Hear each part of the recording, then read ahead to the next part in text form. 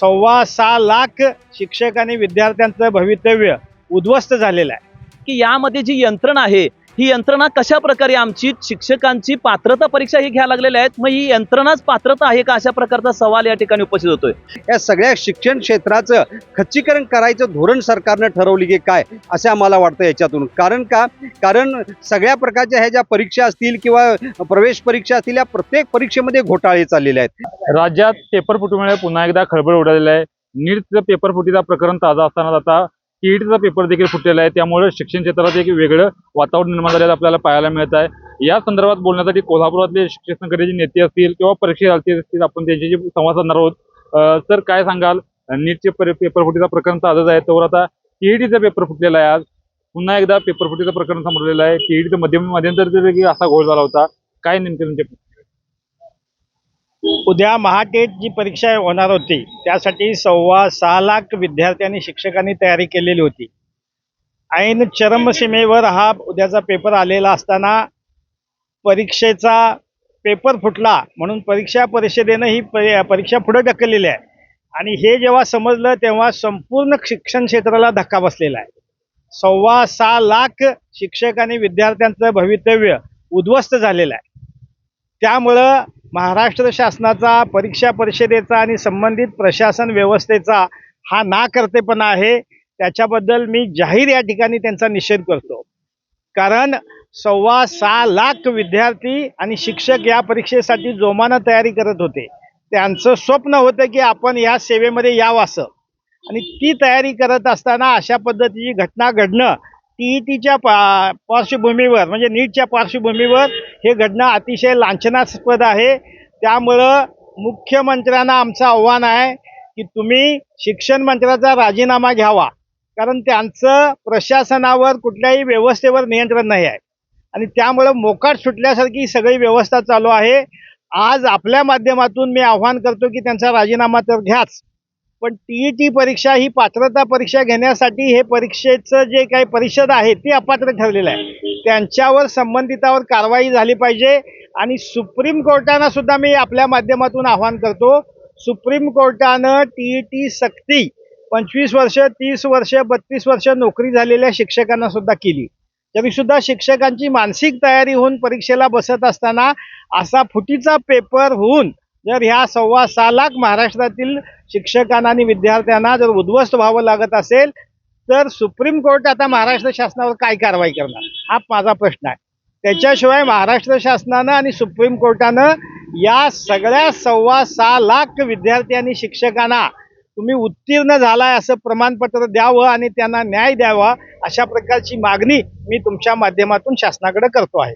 खरं तर आपण एक विद्यार्थी शिक्षक आहात, उद्या पेपर देणार होता आणि अचानक असे पेपर प्रकरण समोर आलं आणि ते पेपर रद्द झालेला आहे, काय भावना आहे?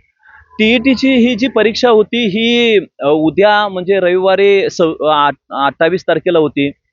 आजपर्यंत आम्ही याची कसून तयारी करत होतो। मी एका शाळेचा मुख्याध्यापक आहे, शिक्षक आहे आणि आताच तर शैक्षणिक वर्ष सुरू झालेलं आहे। या शाळेच्या सगळ्या तयारीबरोबरच आमची ही परीक्षेची तयारी, ह्या सगळ्या गोष्टींच्या मधून आम्ही वेळ काढून याची खूप मोठी, माझ्यासारख्या अनेक जवळजवळ 2.5 लाख शिक्षक बांधव आणि भगिनींनी याची तयारी केली।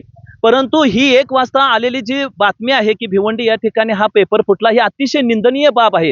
याचं कारण असं आहे की यामध्ये जी यंत्रणा आहे ही यंत्रणा कशा प्रकारे आमची शिक्षकांची पात्रता परीक्षा ही घ्यायला लागलेल्या आहेत, मग ही यंत्रणाच पात्रता आहे का, अशा प्रकारचा सवाल या ठिकाणी उपस्थित होतोय। मी या ठिकाणी सगळ्या प्रशासनाला जबाबदार धरत नाही। याचं कारण असं आहे की काही आमचे अधिकारी असतील, काही शिक्षक सुद्धा असतील, या यंत्रणेमध्ये खूप रात्रंदिवस काम करायला लागलेले आहेत, ते प्रामाणिकपणे काम करायला लागलेले आहेत। परंतु काही मूठभर लोकांच्या मुळे, काही हाताच्या पोटावरती बसणाऱ्या लोकांच्या मधून अशा प्रकारच्या चुकीची ही गोष्ट झालेली आहे आणि त्यांना खरोखर अतिशय कडक असं शासन झालं पाहिजे की ज्या शासनामुळं यापुढे अशा प्रकारची गोष्ट घडता कामा नये, शिक्षणासारख्या पवित्र गोष्टीमध्ये तर घडता कामा नये। ही अतिशय खेदाची गोष्ट आहे। आम्ही जर का आता सर्वसामान्य जनतेला, लोकांना सांगितलं की ही टीईटी परीक्षा फुटली, यापूर्वी नीटची परीक्षा फुटली तर आमच्या शिक्षण व्यवस्थेवरचा आणि शिक्षणाकडे बघण्याचा दृष्टिकोन सर्वसामान्य लोकांचा कशा प्रकारचा पोरखेळ प्रकारचा होईल आणि या माध्यमातून मी शासनाला असं आदेशित करतो, मी अशा प्रकारे विनंती करतो की त्यांनी अशा प्रकारचा खेळखंडोबा थांबवावा आणि जे यामध्ये दोषी आहेत त्यांना जास्तीत जास्त कठोर शासन व्हावं की अशा प्रकारे यापुढं आमचा जो काय वेळ यापुढे सुद्धा आता पुढची परीक्षेला आम्हाला सामोरं जावं लागणार आहे, त्यासाठी आमची तयारी करावी लागणार आहे. एक तर आमचा सगळा घरचा व्याप, शाळेचं सगळ्या गोष्टी सांभाळत, त्याचबरोबर आता वयाचं सुद्धा आहे, कारण ही स्पर्धा परीक्षा आहे, त्या पद्धतीनं आम्हाला याची तयारी करावी लागणार आहे आणि किमान पात्रता आम्हाला यात गुण मिळवणं हे आमच्या यावरती आमची टांगती तलवार आहे आणि आम्ही पूर्ण क्षमतेने यामध्ये उतरलेलो होतो. परंतु आता पुन्हा जेव्हा आपल्याला परीक्षेला यामध्ये सामोरं जावं लागणार आहे, त्यामध्ये काही ठिकाणी यामध्ये अनेक अडचणी सुद्धा येऊ शकतात. त्यामुळं आता खरं तर आमची पूर्ण मानसिकता होती उद्या परीक्षा देण्याची, परंतु यामध्ये अनेक अडचणी येणार आहेत. या सगळ्यांचा विचार शासनानं सुद्धा करावा आणि काठीण्य पातळी याची कमी करावी अशा प्रकारे मी विनंती करतो. शिक्षण क्षेत्राकडे वेगळ्या नजरेनं बघितलं तर ज्ञानदानाचं शिक्षण क्षेत्र काम करतं, अनेक पिढ्या घडवतं शिक्षण क्षेत्र, मात्र यामध्येच अशा प्रकारच्या घटना समोर येत आहेत. गल्लीपासून दिल्लीपर्यंतचं राजकारण जसं फुटीरसीचं झालेलं आहे तसं पेपरचंही राजकारण याच पद्धतीनं झालेलं आहे. माझी शासनाकडे एक वेगळीच मागणी आहे की जो फुटलेला पेपर आहे तो शासनानं आम्हाला सरावासाठी म्हणून द्यावा आणि एक लाजिरवाणी गोष्ट आहे ही आणि मी या गोष्टीचा जाहीर निषेध करतो. तर कसं बघता या सगळ्या यंत्रणेकडे किंवा या घटनेकडे, कारण अवघ्या काही तासावर म्हणजे एक दिवसावर पेपर आला होता, शिक्षकांनी तयारी केली होती, शिक्षकांना अनेक कामं देखील असतात असं म्हटलं जातं आणि त्यातून जर शिक्षक आता म्हणजे एकेकांचं आयुष्य शिक्षणाच्या क्षेत्रात गेल्याने आता परीक्षा देणार आहेत ते. अत्यंत गंभीर स्वरूपाची चूक ही शासनाकडून झालेली आहे. शासनाच्या निष्काळजीपणाचा हा परिणाम आहे असं आम्हाला वाटतं.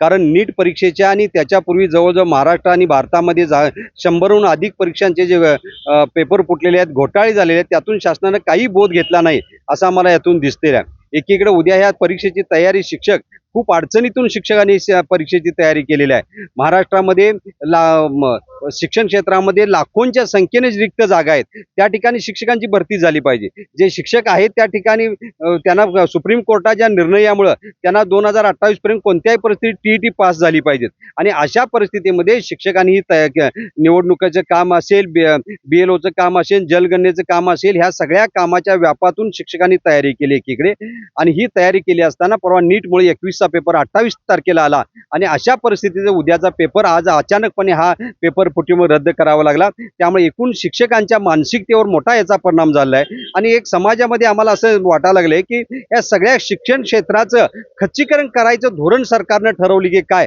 असं आम्हाला वाटतं याच्यातून. कारण सगळ्या प्रकारच्या ह्या ज्या परीक्षा असतील किंवा प्रवेश परीक्षा असतील, या प्रत्येक परीक्षेमध्ये घोटाळे चाललेले आहेत. यामुळे समाजाचा असा परीक्षा पद्धतीवर आणि शिक्षणावरचा विश्वास उडावा अशी सरकारची भूमिका आहे का काय असं आम्हाला वाटतंय आणि यातून या शिक्षणापासून समाज दूर जावावा का काय अशी सरकारची नीती आहे का काय अशी एकंदरीत या गेल्या काही वर्षाच्या सगळ्या या सरकारच्या धोरणातून आणि भूमिकेतून आम्हाला वाटतंय. त्यामुळे सरकारनं असं ही कुठलीही कृती त्यांची भूमिका असेल तर ती बदलावी. सगळ्या समाजाच्या कल्याणाचा भल्याचा विचार सरकारनं करावा आणि शिक्षकांच्या मानसिकतेचा विचार करावा. आज लाखो विद्यार्थी हे सगळे बहुजनापासून सगळ्यांचे विद्यार्थी शाळांच्या मध्ये शिकतात. त्या विद्यार्थ्यांना शिकवणारे शिक्षक हे सक्षम असले पाहिजेत, त्यांची मानसिकता चांगली असली पाहिजेत. याचा कुठेतरी सरकारनं विचार केला पाहिजे गांभीर्यपणे आणि अशा प्रकारची जी प्रकरणं सातत्यानं घडत आहेत याच्यावर कठोर कारवाई केल्याशिवाय हे प्रकरण थांबणार नाहीत. कारण यापूर्वीचा सुद्धा पेपर कोल्हापूर जिल्ह्यातूनच फुटला गेला सगळा आणि त्यातूनही सरकारनं बोध न घेऊन त्यांच्यावर कडक कारवाई न करता तात्पुरती काही ती कारवाई केली जाते, ते जामीनवर सुटतात, परत नवीन गुन्हे करायला तयार होतात आणि यातून हे पुन्हा अशा प्रकारची प्रकरणं सातत्यानं घडत आहेत. हे घडू नयेत याची काळजी सरकारनं गंभीरपणे घेतली पाहिजेत आणि या शिक्षणाबद्दलची आस्था समाजामध्ये कायम राहिली पाहिजेत. यासाठी जे दोषी आहेत त्यांच्यावर कठोर कारवाई सरकारने करावी अशी मी मागणी करतो या निमित्तानं आणि सरकारनं हे सगळे जे प्रकरण झालेले आहे त्याची सखोल चौकशी करावी. धन्यवाद. तर आपण बघितलं इकडे कारवाईची मागणी होते, शिक्षकांच्या मानसिकतेचा प्रश्न समोर येतो. आता याला शिक्षक काही प्रमाणात जबाबदार आहेत असं वाटतं? शिक्षक याला अजिबात जबाबदार नाही आहेत, कारण परीक्षेकडे ही सगळी यंत्रणा होती आणि ती अत्यंत गोपनीय असते आणि त्यातनं सुद्धा हा पेपर सुटतोय म्हणजे झारीतले शुक्राचार कोण आहेत हे पहिल्यांदा शोधून काढलं पाहिजे.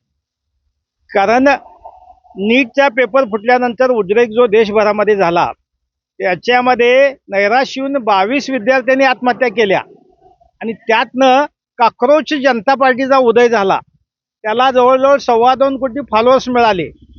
उद्या आता आपली जी टीईटीच्या परीक्षेच्या माध्यमातून मला भीती वाटते की आपल्यातनं सुद्धा कॉक्रोच टीचर्स पार्टी निर्माण होईल आणि या सगळ्या तरुण विद्यार्थ्यांचा उद्रेक या शासनाच्या पर्यंत पोहोचण्यासाठी आणि त्यांना न्याय देण्यासाठी एखादी पार्टी निर्माण होऊन तो उद्रेक जनतेचा जो असेल किंवा तरुण शिक्षकांचा या सेवेमध्ये येणाऱ्यांचे असेल तो ह्या शासनाला महागात पडेल, अशा प्रकारचा इशारा आपल्या माध्यमातून देतो. तर आपण बघितलं येवले शिक्षण संघटनेचे नेते, शिक्षक होते, परीक्षार्थी होते यांनी तीव्र भावना या पेपर फुटीच्या विरोधात व्यक्त केल्या आहेत आणि मुख्यमंत्र्यांनी शिक्षण मंत्र्याचा राजीनामा घ्यावा आणि जे या सगळ्या प्रकरणात जे दोषी आहेत त्यांच्यावर कठोर कारवाई करण्यात यावी, अन्यथा कॉक्रोच जनता पार्टी जशी निर्माण झाली तशा पद्धतीने कॉक्रोच टीचर पार्टीची निर्माण होईल आणि याचं जे आहे ती शासनाच्या विरोधात एल्गार पुकारेल असा इशारा देखील या शिक्षकांनी दिलेला आहे. श्रीकांत पाटील, नवराष्ट्र, कोल्हापूर.